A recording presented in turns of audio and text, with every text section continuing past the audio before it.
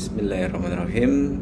Selamat pagi, selamat sore, selamat siang. Assalamualaikum teman-teman semuanya, mahasiswa di Selinggung UNESA. Untuk hari ini kita menginjak pertemuan ketiga ya. Pertemuan ketiga kali ini kita akan belajar mengenai bagaimana membaca sebuah teks, membaca artikel, membaca jurnal, membaca koran atau berita dan seterusnya itu secara kritis ya. Secara kritis itu maksudnya kritikal, bukan kritis dalam artian kritis kesehatan maupun kritis dalam arti sakit dan sebagainya, namun ini membaca sebuah teks secara kritikal ya. Nah, ada beberapa hal yang perlu kita pelajari di sini, perlu kita ketahui sebagai salah satu skill, keterampilan dalam bahasa Indonesia atau kecakapan dalam berbahasa Indonesia. Membaca kritis itu merupakan sebuah level ya, level pengasahan keterampilan yang tujuannya itu untuk memaknai teks secara mendalam atau mengetahui teks secara mendalam ya. Dan tentu saja sebelum kita atau sebelum pembaca itu memaknai, mengetahui teks secara mendalam, tentu prosesnya itu membutuhkan proses berpikir kritis untuk memahami seluruh makna yang dimaksud dengan teks atau seluruh makna yang ada dalam teks, bahkan mungkin hal yang tidak tersurat, hal yang tapi dia tersirat itu selagi mampu atau bila mampu itu perlu diungkap juga. Itu kira-kira tujuan-tujuan dan maksud dari pembacaan kritis atau keterampilan membaca kritis.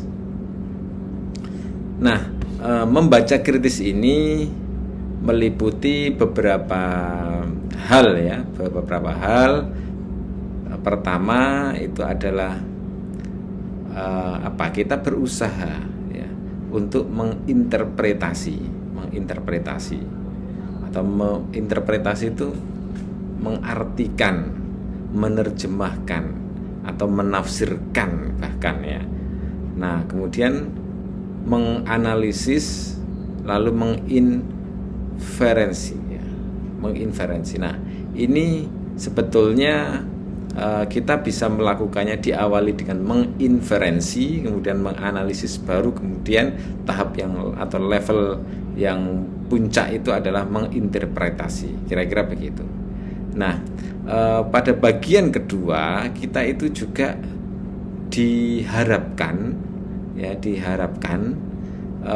dalam pengasahan keterampilan itu mampu meregulasi itu ya, membuat semacam pemahaman yang sesuai dengan arah dan maksud, kemudian mengeksplanasi itu menjabarkan kira-kira, kemudian baru mengevaluasi itu memberikan sebuah penilaian, kira-kira teks ini bagaimana dan seterusnya itu. Nah, beberapa tanda untuk melakukan pembacaan kritis ya, itu kira-kira kalau kita merujuk pada Seiler dan Pratama ada 5 hal ya, 5 hal. Pertama, berfokus pada fakta ya. Fakta itu ya apa yang terjadi dan memiliki bukti-bukti empirik, kira-kira begitu ya fakta itu. Kemudian berpikiran analitis dan terbuka. Analitis ini detail, cermat. Terbuka itu artinya tidak menutup adanya pemahaman dari luar. Jadi kita memahami sesuatu dengan cara kita, namun kita juga tidak menutup kemungkinan ada pemahaman lain di luar pemahaman kita. Jadi ini maksudnya terbuka ya. Nah, aktif bertanya itu mempertanyakan, bukan bertanya kepada teks, tetapi mempertanyakan dari setiap kalimat, dari setiap paragraf yang dituliskan atau yang ada dalam teks. Kreatif ini mampu untuk memaknai dari setiap maksud dari penulisnya. Kemudian aktif secara intelektual itu maksudnya adalah kita berusaha untuk mengevaluasi, mempertanyakan ulang apakah itu benar atau apakah sebuah teks berita misalnya itu benar atau tidak ya. Lalu prosedur ini saya menjelaskan ini secara normatif ya, secara normatif nanti bisa kita diskusikan, bisa berkembang ya. Nah, prosedur membaca kritis itu paling tidak itu ada 6 ya, ada 6. Pertama, kita perlu mengidentifikasi masalah atau isu. Jadi mampu kita membaca sebuah berita, sebuah artikel, sebuah berita akademik, bahkan sebuah hasil-hasil penelitian, itu diharapkan dengan membaca kritis itu kita mampu mengidentifikasi masalah atau isu. Lalu kemudian membuat koneksi antara masalah atau isu itu dengan konteks ya, konteks yang terjadi saat ini misalnya, atau konteks kebutuhan kita, konteks pembicaraan kita, dan seterusnya. Lalu menginterpretasi bukti-bukti. Jadi bukti-bukti itu ya apa yang dibuktikan dalam sebuah teks, dalam sebuah apa itu namanya berita misalnya. Ini bisa kita mencari memahami lewat apakah kira-kira bukti-bukti itu benar atau hanya dugaan dari penulis dan seterusnya. Kemudian menantang asumsi itu, challenge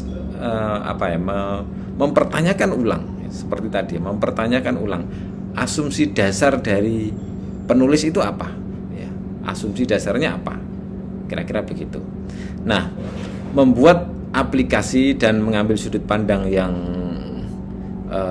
berbeda itu maksudnya bagaimana kita pembaca itu menggunakan sudut pandang kita untuk memahami sebuah teks ya. Nah, nanti akan kita coba untuk berlatih ya. Nah, saya ingin mencontohkan level yang lebih atau cara-cara yang lebih tinggi lagi dalam kaitan atau dalam usaha untuk memiliki pembacaan kritis atau memiliki keterampilan membaca kritis, yaitu ala madhab Frankfurt. Ini madhab ini maksudnya madhab dalam filsafat ya. Madhab Frankfurt ini salah satu madhab yang memproklamirkan kritisisme termasuk dalam pembacaan terhadap sebuah teks ya. Nah, pertama, kalau menurut madhab Frankfurt ya, karena kebetulan saya kuliah di sana, pertama kita pertanyakan asumsi yang mendasar ya. Jadi madhab ini menekankan pentingnya untuk mempertanyakan asumsi dasar dalam teks. Asumsi dasar itu termasuk dugaan-dugaan. Kan banyak teks ya, ada macam-macam teks. Kalau penelitian, asumsi dasarnya apa? Kalau opini, asumsi dasarnya apa? Kalau berita, bahkan di koran-koran itu yang paling ringan ya, asumsi dasarnya kira-kira apa? Nah, itu mempertanyakan asumsi dasar itu apa ya? Asumsi dasar itu ya apa yang ingin disampaikan oleh penulis. Nah, kita berusaha memahami.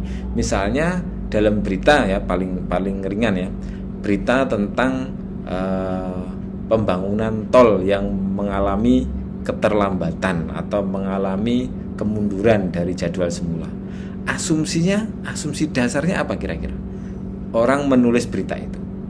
Mungkin itu adalah bentuk dari kritisisme dari wartawannya misalnya ya. Kenapa? Karena kalau kita pahami kira-kira asumsi dasar dari judul berita itu saja, kita bisa meraba-raba. Oh, kok keterlambatan pembangunan jalan tol dari jadwal semula ditulis? Jangan-jangan ini bagian dari kritik terhadap pembangun atau kritik terhadap orang yang bangun jalan tol misalnya. Nah, kita mencari itu maksud dari asumsi dasarnya. Mencari kira-kira maksud atau pesan yang ingin disampaikan oleh penulis itu apa. Yang kedua, mengidentifikasi asumsi-asumsi yang tersembunyi. Ya, itu tadi sudah saya sampaikan ya. Terus kalau misalnya berita tentang keterlambatan pembangunan jalan tol diberitakan, nah, jangan-jangan ada hal-hal lain. Misalnya nih ya, jangan-jangan koran ini atau media ini ingin mencitrakan bahwa pembangunan jalan tol yang tertunda, yang molor itu bentuk dari tidak sekedar kritik, tetapi penilaian buruk atau penilaian negatif terhadap pembangunan jalan tol misalnya, atau juga ini bagian dari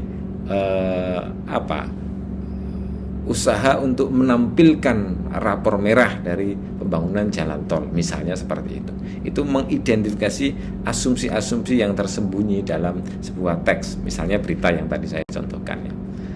Kemudian juga analisis bahasa dan struktur teks. Nah, ini juga penting ya. Struktur teks itu memperlihatkan bagaimana sebuah teks itu memiliki makna-makna tersendiri ya. Ya, menekankan pentingnya menganalisis bahasa dan struktur teks secara kritis, itu maksudnya adalah kata-kata, pilihan kata, argumen yang dipakai, kemudian rangkaian susunannya itu dapat kita pahami sebagai bagian utuh dari pesan. Misalnya gini, kalau berita yang ditampilkan tadi adalah judulnya itu sudah pembangunan jalan tol yang molor misalnya, nah, itu sudah kelihatan ya, judulnya seperti itu. Apalagi di headingnya atau di bawah judul itu kan ada besar biasanya, satu atau dua kalimat yang menjadi headline ya, menjadi heading, itu ditulis besar. Coba kita analisis itu, kira-kira apa yang ditekankan di situ. Misalnya pembangunan jalan tol Lidah Wetan ke Waru mengalami keterlambatan dari jadwal semula. Nah, berarti keterlambatan itu ditekankan oleh penulis sebagai bagian penting untuk diberitakan. Nah, ini keterlambatan ini. Ada keterlambatan, kita cari, kita ambil bahasa dari keterlambatan ini, maknanya apa kira-kira? Nah, begitu ya, untuk membaca kritis itu memahami secara utuh ya. Kemudian juga evaluasi konteks sosial dan sejarah. Nah, ini juga penting lagi. Nah, kenapa berita itu muncul? Ya, mungkin ya, konteks sosialnya itu karena memang situasi ataupun masalah yang ada di seputar jalan tol, itu memberikan sinyalemen, memberikan tanda bahwa jalan tol itu mungkin tidak layak, atau mungkin saja ini bahkan tidak hanya sosial tetapi mengarah ke politik, bahwa mungkin saja cara membangun atau orang yang membangun jalan tol itu dinilai sebagai orang yang kurang tepat waktu dalam pembangunan, mengingkari janji dan seterusnya itu. Demikian juga kesejarahannya itu perlu kita kenapa sih itu dibangun misalnya. Terus lalu apa implikasinya bagi masyarakat atau warga sekitar? Mengapa itu dibangun? Jadi bagaimana proses itu dibangun dan seterusnya. Itu namanya membaca kritis ya. Jadi memenuhi unsur-unsur itu ya. Tidak sekedar 5W 1H misalnya. Evaluasi tujuan dan dampak sosial teks. Nah, tujuan dari penulisan teks, bukan tujuan dari berita atau tujuan dari bagaimana orang itu membangun, atau pemerintah misalnya membangun jalan tol, bukan, tetapi dari penulis itu sendiri. Kenapa kok dia menulis seperti itu? Kemudian dampaknya apa? Apakah ini pembaca akan kemudian dapat menilai bahwa berita tersebut itu itu negatif sehingga ada penilaian negatif dari publik, dari masyarakat terhadap pemerintah misalnya yang membangun jalan tol atau bagaimana. Ini juga perlu ditinjau ya. Ini pembacaan kritis kalau kita mengikuti mazhab Frankfurt, dan saya memberikan tambahan ini karena ini penting ya. Ini penting dan dalam konteks pembacaan kritis sebuah teks, mazhab Frankfurt memberikan pertimbangan yang cukup detail dan ya kritis ya. Nah, ini ada teks ya. Teks berikut ini bisa di-download di Siakadu ya, PowerPoint-nya bisa di-download. Kemudian bacalah secara kritis teks berikut, temukan yaitu permasalahan, bukti, kebenaran informasi. Ini aja yang ringan-ringan aja. Kalau Anda nantinya punya waktu, silakan kemudian temukan unsur-unsur yang saya sampaikan tadi dari sisi mazhab Frankfurt, itu disilakan seperti itu ya. Tetapi yang paling penting itu 3 hal ini: permasalahan, bukti, kebenaran informasi. Ini yang ringan-ringan saja ya. Nah, teks ini silakan diunduh di Siakadu, kemudian saya akan membagi Anda nanti ya ke dalam beberapa kelompok, didiskusikan menurut kelompoknya, lalu nanti coba masing-masing presentasi. Terima kasih, itu saja untuk pertemuan dan penjelasan pada pertemuan hari ini. Mohon maaf atas segala salah kata dan kekurang perkenannya. Saya akhiri. Selamat pagi, selamat siang, selamat sore. Assalamualaikum warahmatullahi wabarakatuh.